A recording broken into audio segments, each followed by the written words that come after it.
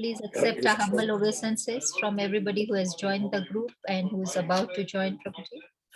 Prabhuji, we are reading the Bhagavad Gita as it is, and we are on chapter 18. And chapter 18 is the Perfection of Renunciation. And the text for today is Prabhuji 68 till 70. So Prabhuji, I'll hand over to you.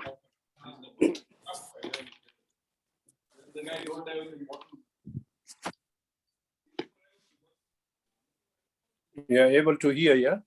Yes, Prabhuji, we can hear you. Okay. Hare Krishna. Hare So Krishna. we are on text 18th chapter, text number 67. Sorry, 68. Yes, Prabhuji. Ya idam paramam guhyam mad bhakteshu abhidashyati. Bhakti mai param kritva mam evashyati asamshaya. Translation by His Divine Grace, Bhaktivedanta Swami Srila Prabhupada ki jai. Okay. For one who explains this supreme secret to the devotees, pure devotional service is guaranteed. And at the end, he will come back to me. Mother, you can read the purport.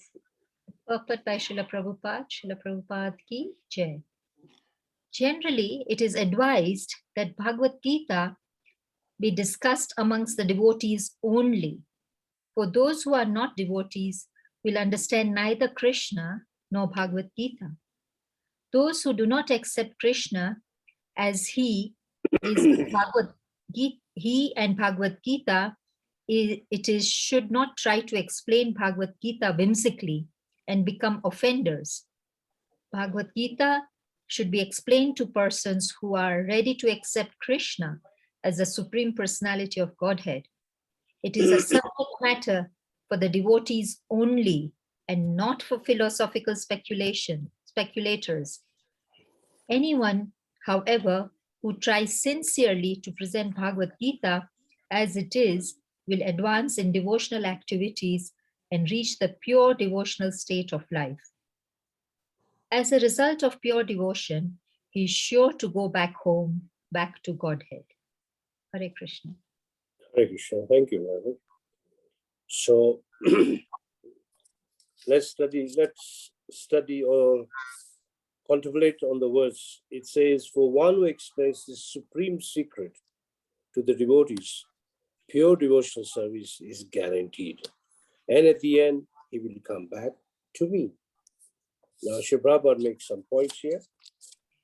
First of all, it says, Srila Prabhupada says, this Bhagavad Gita is to be discussed amongst devotees only. Why? Because it's meant for devotees, not for non-devotees. In the previous verse, it says, even those who are not austere or devoted to Krishna, or not engaged in devotional service, or those who are envious of Krishna, this Bhagavad Gita should not be read to them. She's making it very, very clear. It's just like, if you cannot handle something, it's better you don't have it. So who can handle this knowledge is one who has faith in Krishna. And the non-devotees will never understand Bhagavad Gita, nor will they understand who is Krishna. And those who are accepting Krishna, not accepting Krishna, will whimsically present Bhagavad Gita the way they want it. And that is the main point. The main point of this purport is that only the devotees should preach Bhagavad Gita, not non-devotees. Now you'll find that many people present Bhagavad Gitas the way they want it. And that is very, very dangerous. For example, like the Mayavadis. You find that those who have been influenced by Mayavadi understanding, their understanding is very different. They will present Bhagavad Gita without Krishna. And they just speak on Bhagavad Gita just as a kind of a philosophical discussion. And when you hear Bhagavad Gita from them, there is every possibility that even little devotion you have towards Krishna can go away. That's why Sri Chaitanya Mahaprabhu says, Mayavada bhashya shunle hoya sarvanash. If you hear Mayavadi commentaries, then your bhakti will be ruined. So in order to keep our bhakti safe, we should hear only from devotees, and especially for devotees who are engaged in devotional service. So, Bhagavad Gita should be explained who accept Krishna as the Supreme Personality of Godhead. Those who have read Bhagavad Gita thoroughly, especially the introduction, there's a part where Krishna Prabhupada says that the secret of Bhagavad Gita is that you have to accept Krishna. And if you don't accept Krishna, Bhagavad Gita will never be revealed to you. And furthermore, he even says, even if you don't know Krishna, at least accept him theoretically. Then at least some knowledge will come into you. So Srila Prabhupada is like taking a kind of showing his mercy, even to those who don't know Krishna. Because Srila Prabhupada wrote this Bhagavad Gita when he was in America. And there was a necessity to write this Bhagavad Gita because so many Bhagavad Gitas are already there in the American market. And most of them were interpreted in their own ways. For example, like those who are accustomed to hear Srila Prabhupada, we find that there was an Indian vice president or vice president, I think. His name was Radhakrishna, Dr. Radhakrishna. Very, very expert in English, so much that he has contributed towards Oxford Dictionary. Imagine how learned he must be. But he also, when you speak of Man Mana Bhava Mad Bhakto, it's clear that we have to give our mind to Krishna. He says, no, not to Krishna, but someone within Krishna. That means that is an interpretation. Mahatma Gandhi also presented Bhagavad Gita on the basis of ahimsa. Ahimsa means non-violence. Because his way of fighting for independence was in a non-violent way. Now, that is called not the real, what we call, Bhagavad Gita. Now, if you see the very cover of Bhagavad Gita, then we find that Krishna and Arjuna are already on a battlefield, ready to fight. And Krishna is actually bringing Arjuna, who has forgotten his prescribed duty of fighting. After hearing Bhagavad Gita, he gets ready to fight. Of course, the whole notion becomes different. So, if one is not a devotee, then we do not hear from him, nor should we hear from a mental speculator. There are people who read Bhagavad Gita and speculate. Oh, it can be like this, it could be like this, but they don't present the way the knowledge is. You find that, I'll give you my own example. In my younger days, we used to stay in the city, and there used to be a man, our neighbor, not our neighbor, but the next building. And he used to quarrel with his wife, and sometimes he would even beat up his wife. So one day, we asked him, why do you quarrel like this? Why do you fight like this? He says, don't you know in Bhagavad Gita it's written that one should beat his wife? So I was shocked to read this. When I read Bhagavad Gita, there's nothing mentioned like this. But people want to interpret like that. And they have their own kind of what you call whimsical understanding. Whatever their mind thinks, they write it. For example, if someone doesn't have any sense control, whatever he's going to speak is going to be nonsense, number one. Without sense control, whatever he's going to write is never going to be perfect. That is why in the previous verse, Krishna gives a warning that this confidential knowledge may not be explained to someone who is not austere. If someone is not Brahminical means he has to have at least some Brahminical qualities. Samo, Damo, Titiksha, Arjavam, and so on. These qualities are a must. First very quality is Sama. Sama means peaceful. If someone is not a peaceful person, how will he engage in devotional service? How will he read Bhagavad Gita? And how will he practice Bhagavad Gita? Because Bhagavad Gita is something which has to be read daily, every day. And as you read and read and read, you get into a deeper and deeper and deeper meaning. Like, there's a very nice case I might have explained to you about the life of Sri Ramanujacharya. In the life of Ramanujacharya, his favorite disciple, Kuresh, comes there. And Kuresh tells Sripad Ramanujacharya that I want to know the purport of Sarva Dharma Paritaja, which is just 2 verses back. And he told Quraysh that for 1 year you have to do begging alms. It's called Madhukari, home to home, and bring it to me for 1 full year. And then he became doubtful. He said, 1 year, how will I live 1 year? Very good question. And he said, okay, do for 1 month. And after 1 month, Ramanujacharya explained, it means that when you do Madhukari or beg alms for your spiritual master, it means you have to humble yourself down. Without humility, you never understand your position, nor will you understand position of Krishna, nor can you chant Hare Krishna. Humility is a must. So that's why that is a very good example of Quraysh.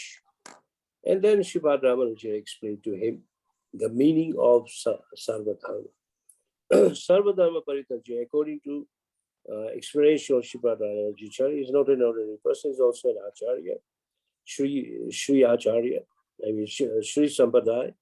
He said, when one accepts Sri Guru's instruction as life and soul, that is called Sarvadharma Paritaja. That was his explanation. That means those who are initiated should accept every word of their spiritual master and put it into one's life. Like many of us may not be initiated, then at least we should accept the words of Srila Prabhupada. The way it is, the way Prabhupada is saying, if we accept it and follow it, we will become Krishna conscious. And those who are further ahead, who accepted the spiritual master, they should accept also the words of their spiritual master and Srila Prabhupada's words. Like last year, not last year, last year, it was explained that those who are initiated, when you go down to Srila Prabhupada, what you should speak. But generally, when we bow down to Prabhupada, we speak Prabhupada Mantra. Namo Vishnu Padaya Krishna Prasthaya Buddhale Shivade Bhakti Vedanta Swami Iti Namine Namaste Saraswati Devi Gauravani Pacharine Nirvishishushanevadi Pasadesh. That is a must when you bow down to Prabhupada. Even when you bow down to Prabhupada's picture, still this mantra has to be spoken. This is called the Pranam Mantra. If someone is initiated, then what should he do? He said that first he should speak his Pranam Mantra of his Guru, and also he should speak the Pranam Mantra of Prabhupada. Why? Because you are joining a link going from very bottom going upwards. So link is very, very important. You find that those who are accustomed to chanting daily, you find that as you chant and chant, a time comes when you feel actually that someone is with me. And who is that? Is it directly Krishna? It can be Krishna. It can be your spiritual master. If not either of them, then at least spiritual master's mercy with you, or the whole parampara is giving mercy to you. That's why you can chant nicely. That's when your chanting becomes steady. Steady means steadfast. Steadfast chanting, you feel the presence, that you are not alone. You are with so many acharyas linking right up to Krishna. So it's a good realization anyone gets, anyone who is chanted at least 15 years, minimum 15 years who has been chanting 16 rounds, you will get this realization. Anyway, the important thing is that Bhagavad Gita should not be explained to non-devotees, nor should it be heard from non-devotees. We should hear from devotees. And here, the effect of hearing from a pure devotee is that you'll become purified. You'll become so much purified that your love for Krishna, your faith for Krishna will increase day by day by day, which is very, very important. That's why Srila Prabhupada says, Shravanam Kirtanam Vishnu Smaram. Shravanam means hearing. Hear Bhagavad Gita daily or read Bhagavad Gita daily. Now those who have what you call Gita bears or what you call on your phone, you'll find that we have Bhagavad Gita there. And also we have lectures on Bhagavad Gita by Prabhupada. So if you have time, you should read also those. You'll learn so many things, how Prabhupada explained in this lecture, same verse he explained slightly different, say, to another audience. Different audiences, slight different change, though the substance remains the same, unchanging. So the more we hear Bhagavad Gita from a pure devotee, then our speculation gets over. Otherwise, we go on speculating.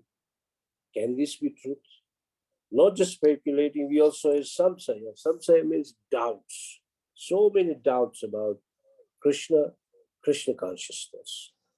We have doubts on both of these, on the Supreme Personality of Godhead Krishna and on our path of devotional service, which we call it Krishna consciousness. All this will be removed. And when Prabhupada is written, I mean, if you go through Bhagavad Gita, on the purpose, you'll find Prabhupada is quoted from many, many books, including Bhagavatam, including Upanishads, including Vedic verses, and many, many Purans. He quotes it. And if you understand the mood of Srila Prabhupada, you'll actually feel even the presence of Prabhupada. Yes, Prabhupada is with me. So here, Prabhupada is even saying that whoever tries sincerely to present Bhagavad Gita as it is will advance in Krishna consciousness and attain pure devotional service. Or in other words, will reach pure devotional state of life, which is true.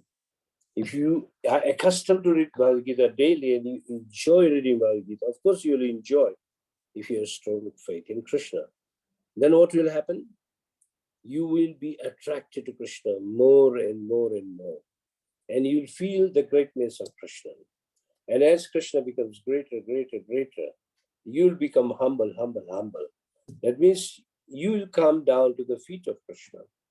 Generally, our ego is very strong because you do not know much about the greatness of Krishna.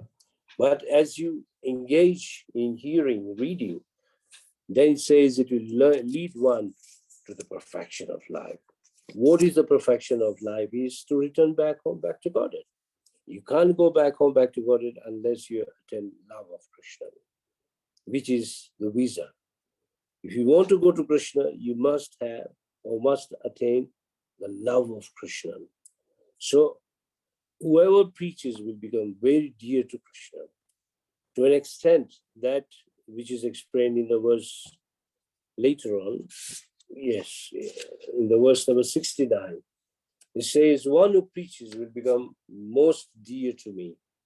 In the verse number 69, and there is no one more dear to Krishna. That means if you really want to engage in devotional service, then you have to preach about Krishna consciousness.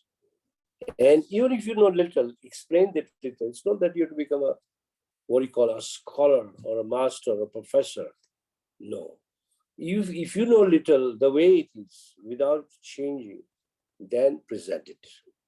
It means your speculation will get over. And when you preach, you become dear to Krishna. And Krishna has already said in the 7th chapter, verse number 19, Bhaunam Janmanamante Gyanavam Mam Prapadyati Vasudevi Saramiti Sa Mahatma Sudurlabha.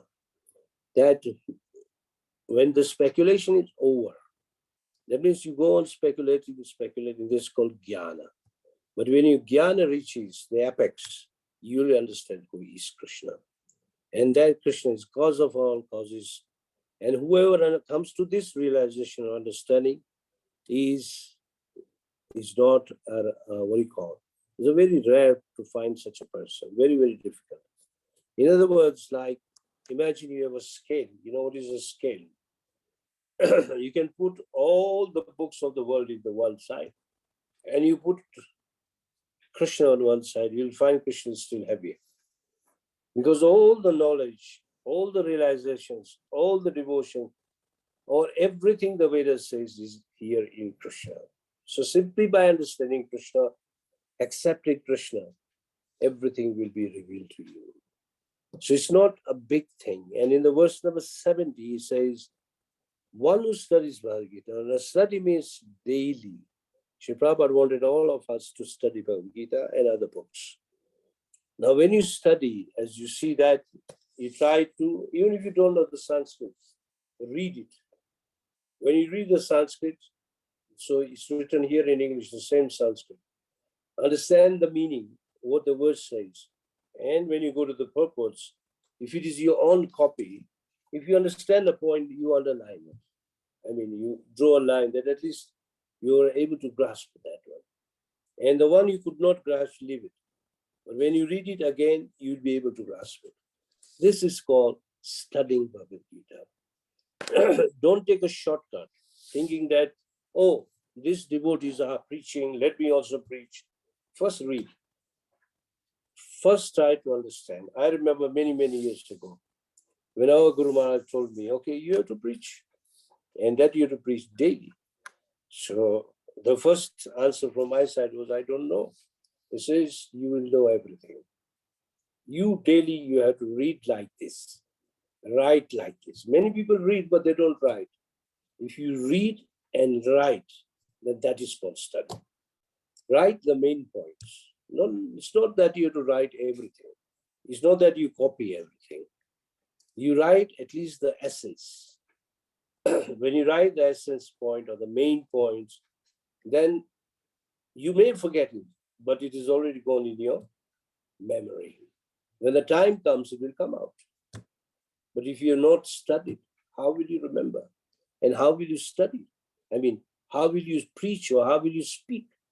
She says, anyone who studies Bhagavad Gita will worship Krishna with intelligence. Means his intelligence will become very fine. What is a fine intelligence? You can't get a fine intelligence if you have a wavering mind. First of all, you have to steady your mind.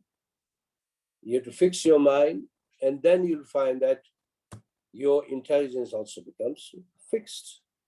This is the way out to understand Bhagavad Gita properly.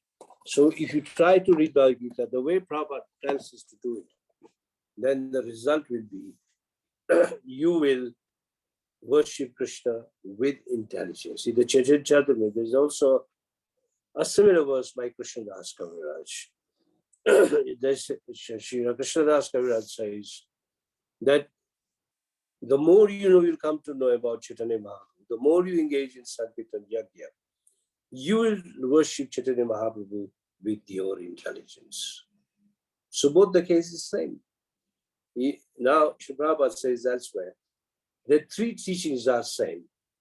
Teachings of Kapila Muni, teachings of Bhagavad Gita, and teachings of Sri Chaitanya Mahaprabhu. These are non-different.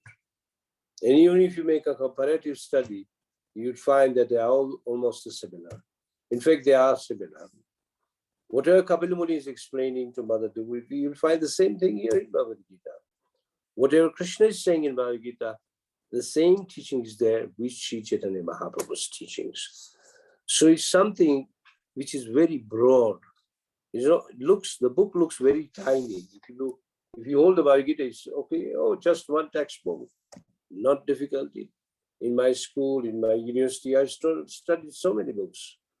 But this book is a scripture. When you read, and as you read, it expands and expands. And more knowledge will come into you. And your devotion will go up. So what is the proof that you understood Bhagavad Gita is that you accepted Krishna as the Supreme Personality of God, number one. Second, you are engaged. Second proof is that you are actually engaged in devotional service. Prabhupada says in another lecture, what is the proof that one knows Bhagavad Gita? The proof of Bhagavad Gita reader is that he's definitely a devotee of Krishna. You'll accept Krishna and the supremacy of Krishna. Krishna says many, many times himself that I am supreme. If you want a reference, read the 7th chapter, verse number 7. Anybody has a Gita in their hand can read.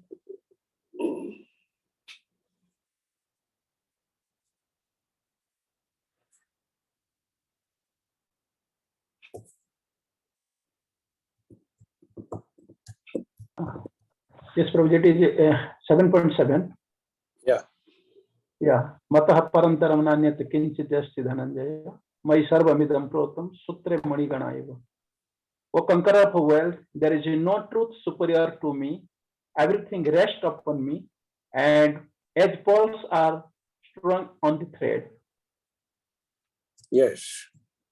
So Krishna says that I am, there's no truth superior to me. Now, how many of us will accept like that? Unless you don't read Bhagavad Gita properly, you don't understand the supreme position of Krishna, we are not going to accept this verse. This verse will only be accepted by devotees of Krishna, and rather those who are completely dedicated to Krishna. Otherwise, it will be a doubt. Oh, how can it be? Because he uses example of money. Money means, what do you call it? The pearls. Like there's a pearl necklace and you see the string inside. Krishna is like the string which is passing through everything. It's passing to the earth, to the water, to the fire, to the air, to the ether, through your mind, through your intelligence, through your ego, through your soul. Nothing is left. Everywhere Krishna is passing through. So when you have this understanding, you'll find that you will enjoy Bhagavad Gita. And more you read, more you'll enjoy. In fact, some of the verses, if you really enjoy, read with a very peaceful mind, I can guarantee you'll feel the presence of Krishna. There's a nice conversation between Prabhupada and one, I think it's in India, where Sri Prabhupada was confronted by one scholar of Bhagavad Gita and told Sri Prabhupada that throughout your Bhagavad Gita, you've written Krishna, Krishna, and nothing else. And Prabhupada said, what did I write? And he says, you have written Krishna everywhere. For example, like if you go to the, what do you call it? I think it's 8.7. Tasvat sarveshu kaleshu mamanusmara yuddhicha. And then manmana bhava mad bhakto. In both of, let's go to the 8.7 first. Yeah. Have you found it? Kitira Mataji, can you read? 8.7. Hare Krishna. Therefore, Arjun, you should always think of me in the form of Krishna and at the same time carry out your prescribed duty of fighting. With your activities dedicated to me and your mind and intelligence fixed on me, you will attain me without doubt. Read the purport also. This instruction to Arjun is very important for all men engaged in material activities. The Lord does not say that one should give up his prescribed duties or engagement. One can continue them and at the same time think of Krishna by chanting Hare Krishna. This will free one from material contamination and engage the mind and intelligence in Krishna. By chanting Krishna's name, one will be transferred to the supreme planet, Krishna Loka, without a doubt. So this is a very short purport, but in a very concise way, Sri Prabhupada has put the whole Krishna consciousness inside. So this man was arguing that throughout because there is hardly a purport in the Bhagavad Gita where you do not find the word Krishna there. It's there, Krishna, Krishna everywhere. And in some purports, you'll even find the word Krishna mentioned almost a dozen times. Now, when Prabhupada is asking that, what did you find in my Bhagavad Gita? He says, you're just writing Krishna, Krishna. And then Prabhupada told him, that is the meaning of Bhagavad Gita. If you read Bhagavad Gita, you have to know, you have to come to this point that Krishna is everything. That's why he quoted this verse, 7:7. Matta parata nanyat kinchit astitananjaya. There is no truth superior to you. And also after in 7:19, which I spoke earlier, after many, many births, one can realize Vasudeva Sarvamiti means Vasudeva Krishna is everything, cause of all causes, and such a soul is very rare. So when this was explained, the man accepted, yes, I accept. So you'll find many people, they become fans of Bhagavad Gita, but they don't become fan of Krishna, which is not right. If you are a fan of Bhagavad Gita, you have to be fan of Krishna. But this Mayavadi kind of understanding has spoiled everything so much that people do not come to the main point. Like in today's Srimad Bhagavatam class, in a Bhagavatam class, the verse was saying that if you want to meditate, if you want to focus, then you have to bring all your senses to the mind, bring all your mind to the sound, which is on the tongue, and chant Om.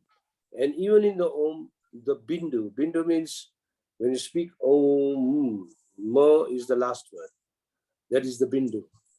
And that Bindu has to be offered to Krishna.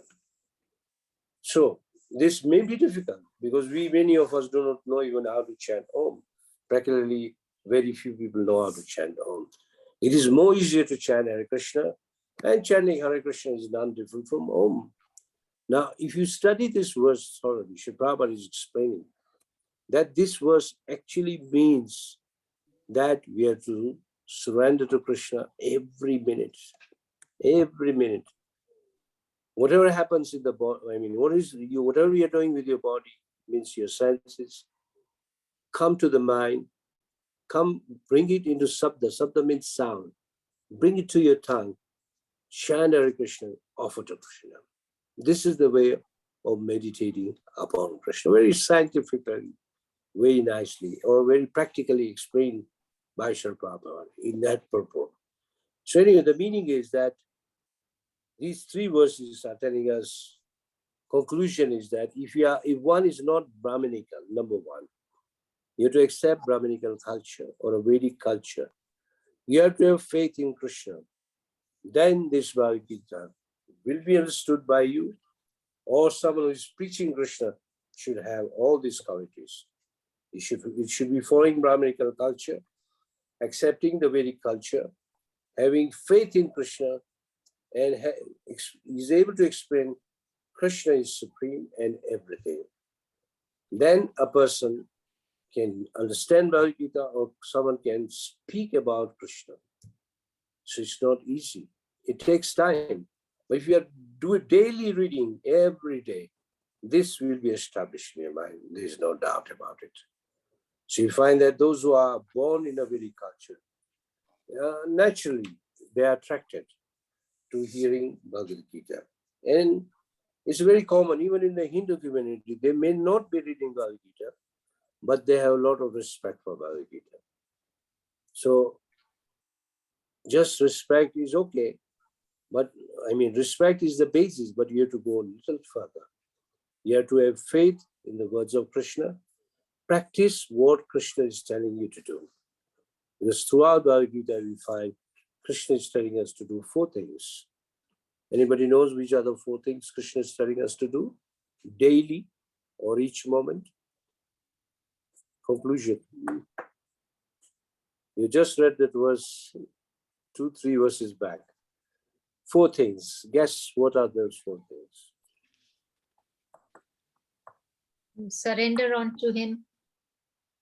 Surrender is one thing. This verse speaks, yes, man mana bhava mad bhakta. Just before surrender, 1 verse back, Krishna says 4 things. Always think of me. Number 1. There's someone who has raised a hand. Sandhya Badaji, you like to sorry, speak? Prabhuji. I was just trying to have a guess. One was to be humble, be fearless, always think of me in everything you do, and offer everything to Krishna, and that Krishna is supreme.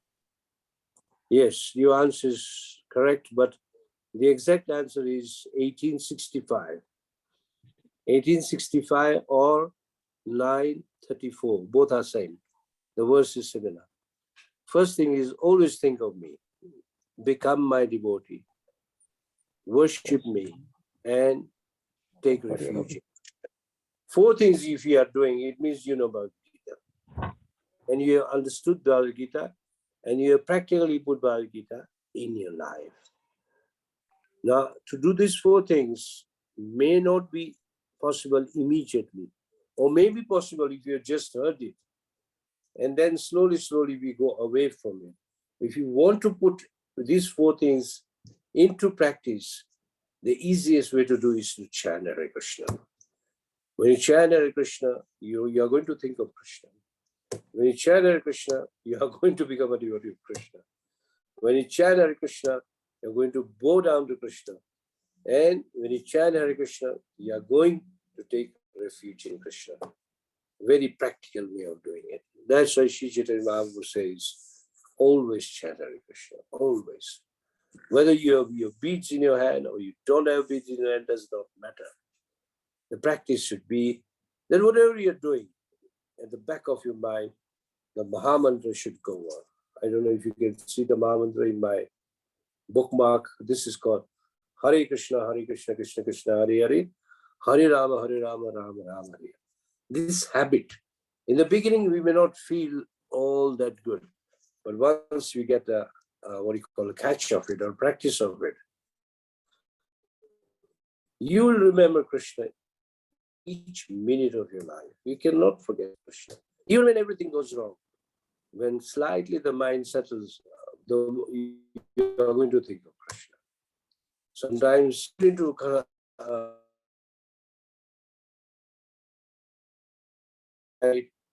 or maybe so many other things. But then, if you have a habit of chanting, we let go of all those things, and we can easily settle down. None of us can say that we don't get excited. None of us cannot say that we don't become angry. None of us can say, I don't become passionate in my life. These things are natural. But if you are a devotee, then you'll come to your original state, peaceful, shanta, and you will understand Krishna and understand it's only Krishna who can give you peace. So there is still some time left. I still like to ask one question. Which verse is called the peace formula in Bhagavad Gita? Anybody knows? Peace formula.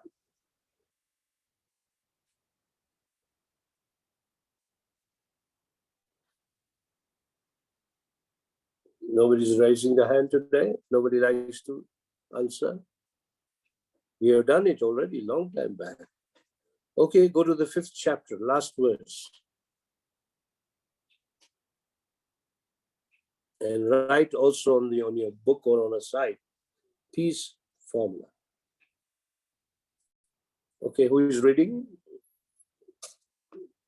Mataji, you can read 529.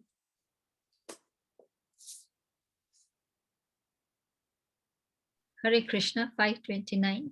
Translation. A person in full consciousness of me, knowing me to be the ultimate beneficiary of all sacrifices and austerities, the supreme lord of all planets and demigod, and the benefactor and well-wisher of the living entities, attains peace from pangs of material desires, miseries. Miseries, yeah. So if you go to the second line in the purport, just go to the second line in the purport. But they do not know the formula for peace, which is explained in this part of the Bhagavad Gita. The greatest peace formula is simply this: Lord Krishna is the beneficiary in all human activities. Men should offer everything to the transcendental service of the Lord because he is the proprietor of all planets and demigods thereon. No one is greater than he. He is greater than the greatest of the demigods, Lord Shiva and Lord Brahma. In the Vedas, Shvetanushvara Upanishad 6.7, the Supreme Lord is described as Tam Ishwaram Param Maheshwaram. Under the spell of illusion, living entities are trying to be the lords of all their survey, but actually they are dominated by the material energy of the Lord. It's okay. It's okay up to you, Mataji. So those who do not know, they should write this verse on the side. If it's only about it, write the words peace formula. This is called the peace formula. Remember this. And once you know this peace formula, it means Krishna is the enjoyer, Krishna is the proprietor, and Krishna is your best friend. These are three things you can learn from this verse. Now, unless one does not know this thing, how will he become peaceful? This is minimum requirement. Like, first of all, Krishna is the bhakta. Bhakta means enjoyer. Now, if Krishna is the enjoyer, then who are we? We are enjoyed. It's like you may have seen children playing with toys. They can play with the toys, they can arrange the toys, they can shuffle the toys. In the same way, the child is enjoying. In the same way, Krishna is enjoying, and we are the toys. We are enjoyed. Krishna is the enjoyer.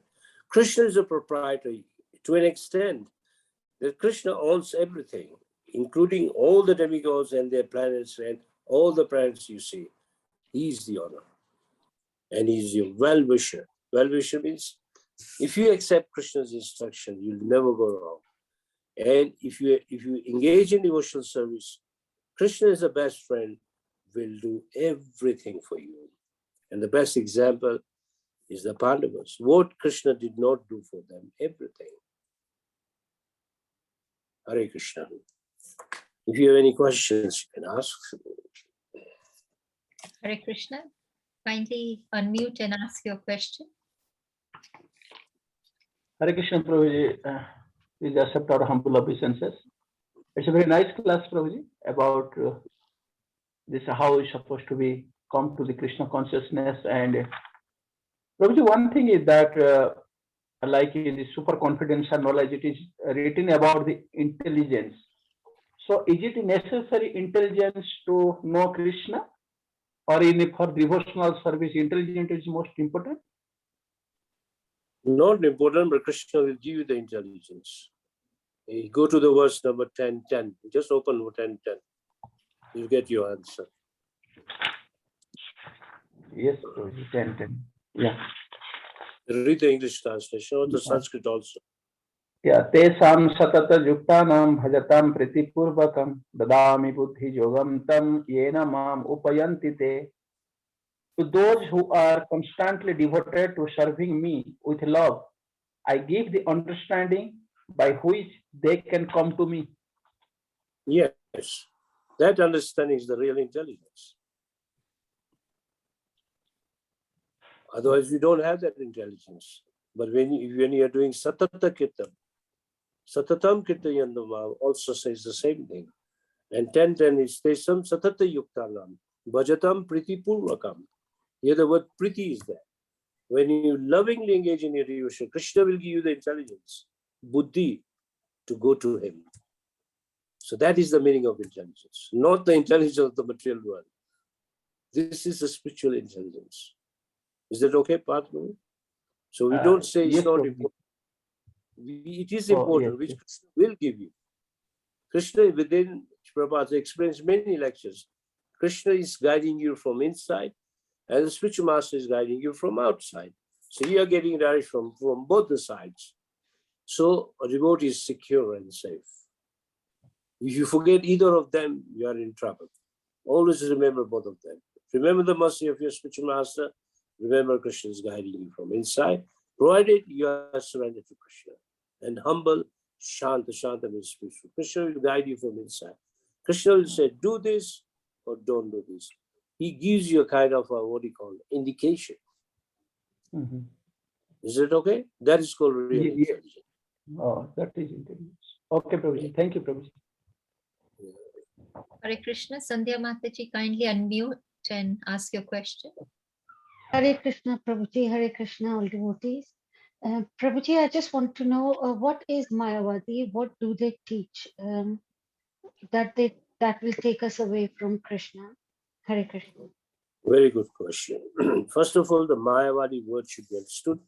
It's broken into two words, Maya, Vadis. Maya means they take everything to be Maya. They don't believe in Krishna.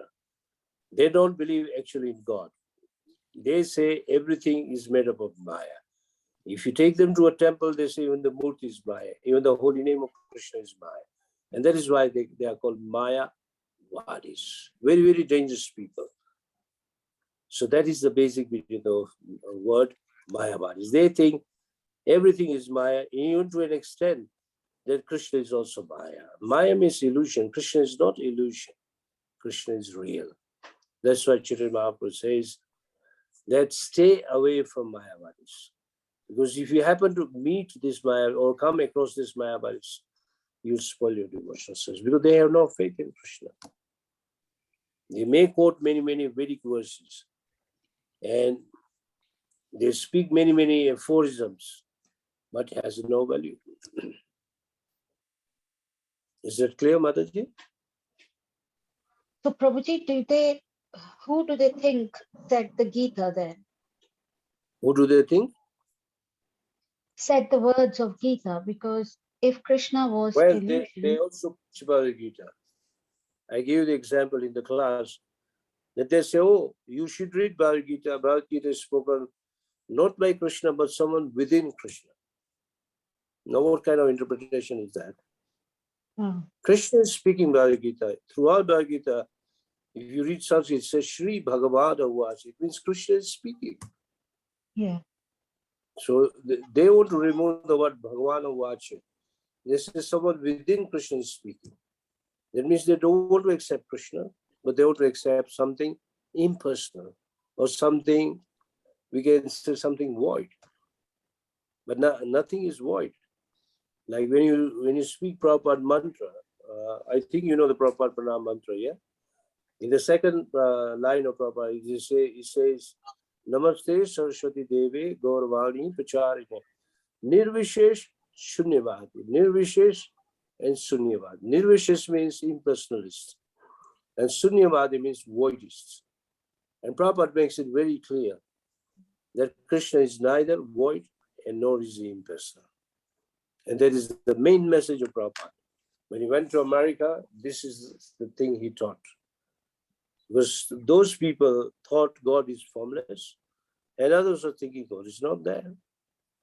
To remove these two kind of ideas, Srila Prabhupada taught Krishna consciousness. So Mayavadi should be, you should keep at a bay.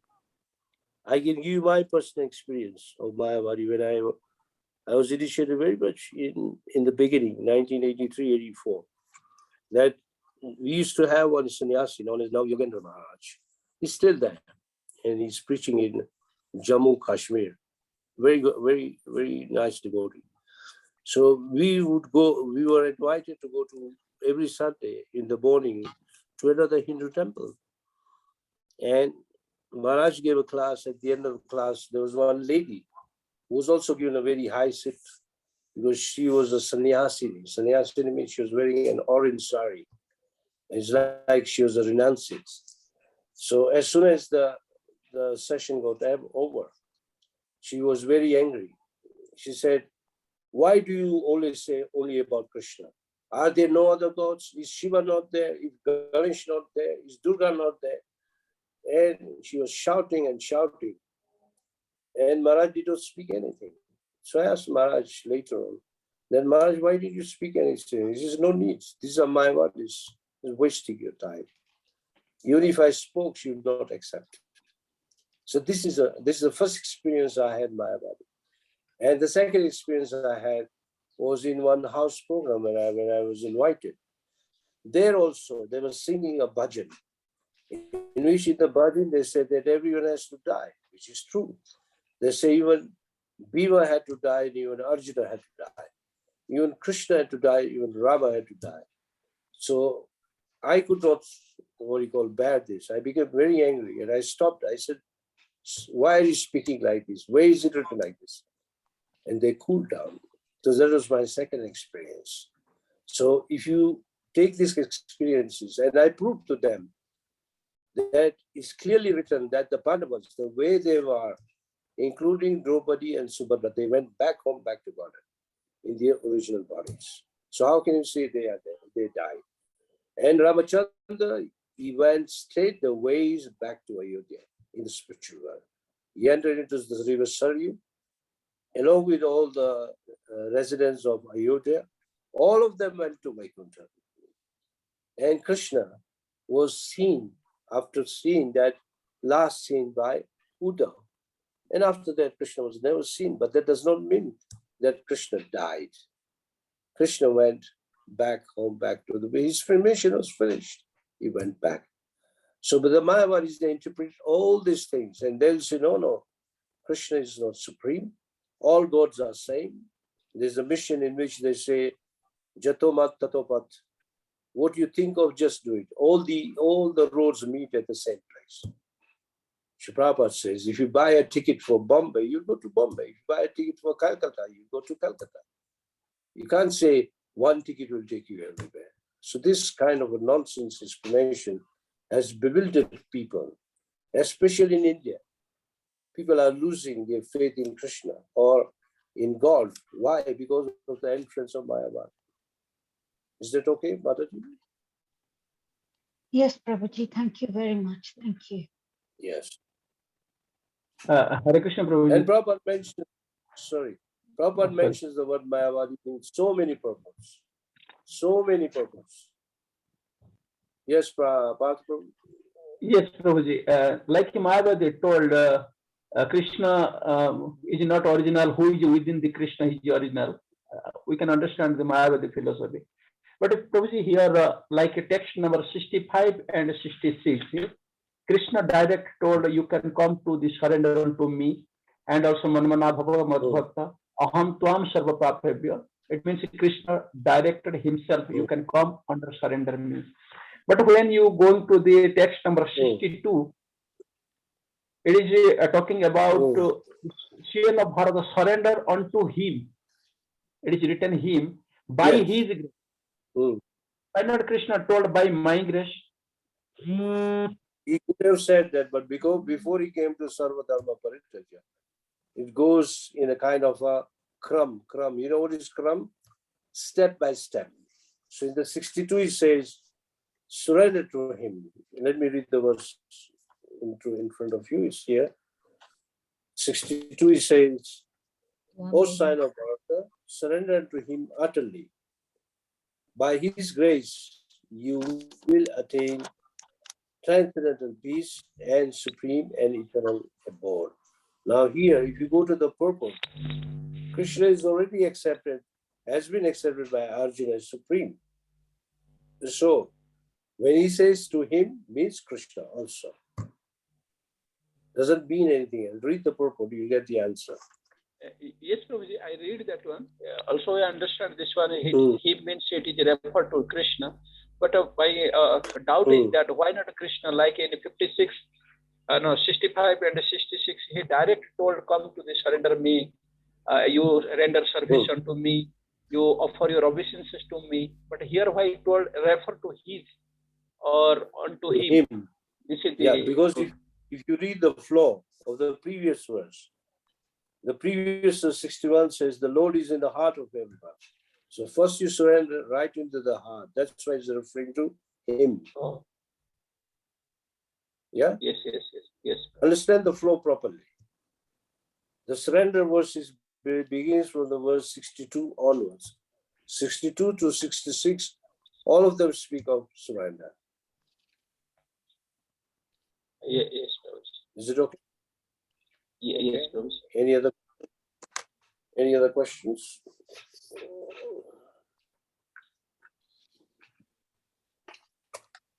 So I can ask one question. How many of you want to go back to Krishna in this life? Okay. Kirtida Mataji has raised her hand. I am also ready, Prabhuji. Okay. Okay, it's good to see that everyone is raising your hand. Okay. That is good. If you have a desire to go back home, you will go to that. But then you have to practice what Krishna is saying. May not be possible, or maybe you're not doing it properly. But in the due course, you become purified and you will go. Krishna will remove all the obstacles. That is for sure. If you have accepted Krishna, that is, you accepted the basis, or you accepted the goal of your life. And then everything else, Krishna is going to help. Hare Krishna. Thank you very much. Hare Krishna. Thank you very much, Prabhuji. I'd like to acknowledge the presence of Gitanjali Farida. Thank you, Mataji, for joining, and Madrupa Devi Dasi and Urmila Ben. Thank you all for joining today. We meet at the same time every day, same link, same time. Kindly join us every day if you can.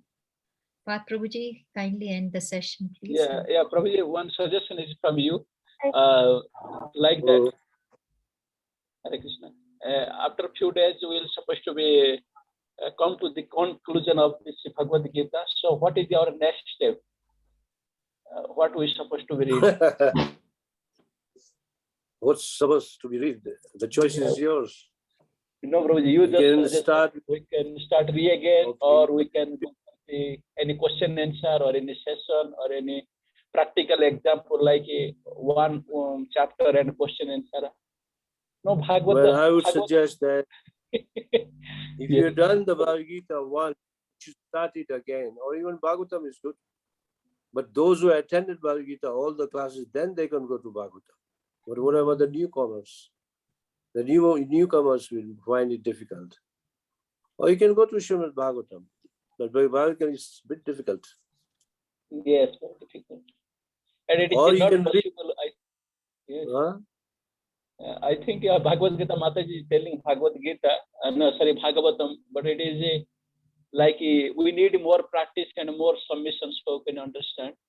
It is Yes, better you we have to- can restart again. Yeah, better start again, and then you'll find the same Bhagavad Gita appearing in a newer form. You'll always find newer and Yes, newer. yes.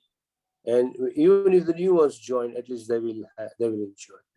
There are two hands up, Sandhya Mataji and Panchali. Yes, they have a question. Yes, please. Panchali first, because her hand was up first.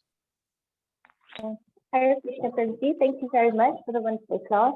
So my question actually goes back to you explaining about the Mayavadis and the instance where someone was shouting about one or all the other gods. Now in one of the classes, I also heard now Prabhuji mentioned very briefly, he didn't have the opportunity to expand because he was talking about a different topic.